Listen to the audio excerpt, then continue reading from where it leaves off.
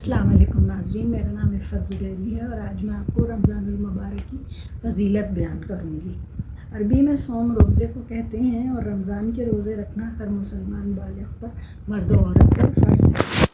صوم کے لفظی معنی رکنے اور بچنے کے ہیں۔ طلوع صبح صادق سے لے کر غروب آفتاب تک روزے کی نیت کے ساتھ کھانے پینے سے رکنے کا نام صوم ہے۔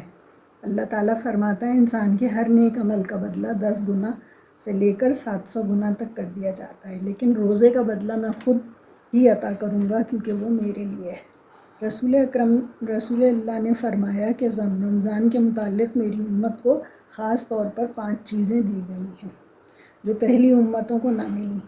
روزے دار کے منہ کی بو جو بھوک کی وجہ سے پیدا ہو جاتی ہے، اللہ تعالیٰ کے نزدیک مشک سے زیادہ پسندیدہ ہے۔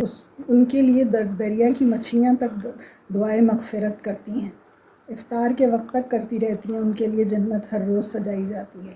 اس ماہ مبارک میں قرآن نازل کیا گیا اور اس ماہ میں تلاوت کا شغل زیادہ رکھنا ہے۔ حضرت جبرائیل کا رمضان شریف میں نبی کریم کو قرآن کا دور کرانا، تراویح میں ختم قرآن کا مسنون ہونا، صحابہ کرام اور بزرگان دین کا رمضان تلاوت کا خاص اہتمام کرنا۔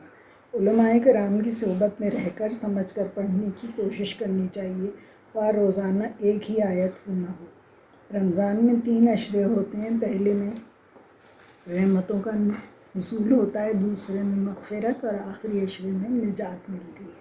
حضرت ابو ہریرہ سے روایت ہے، رسول اکرم نے ارشاد فرمایا، جو شخص رمضان کی راتوں میں ایمان کے ساتھ اور ثواب کی نیت سے عبادت کے لیے کھڑا ہو، اس کے پچھلے تمام گناہ معاف ہو جاتے ہیں۔ رسول نے فرمایا، خود حق تعالیٰ اور اس کے فرشتے سحری کرنے والوں پر رحمت نازل فرماتے ہیں۔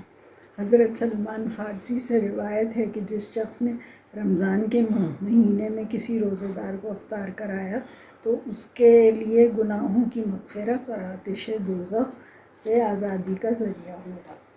رمضان کے مقدس مہینے میں زبان پر قابو پانا بہت ضروری ہے، کیونکہ یہ خود احتسابی اور ضبط نفس کا مہینہ ہے جس میں ہم اپنی کمزوریوں پر قابو پا سکتے ہیں اور اس کا حکم دیا گیا